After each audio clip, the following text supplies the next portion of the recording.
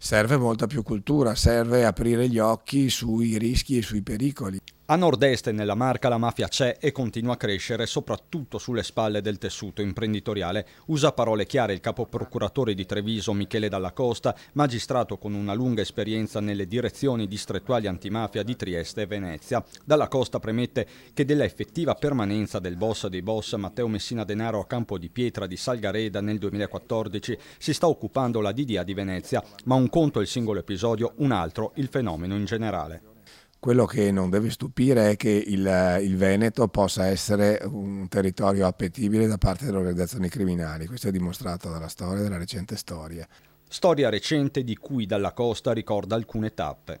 I dati sono sempre stati attestati su queste presenze, come è stata attestata la presenza di organizzazioni criminali nel territorio di Verona, apparendo impossibile che si potesse fermare la criminalità organizzata sulle sponde del lago di Garda, la presenza di criminalità organizzata e di latitanti del Veneto, pensiamo solo anche lontanissimo all'arresto di Pidum Madonia nel Vicentino, l'arresto di latitanti nel Portogruarese.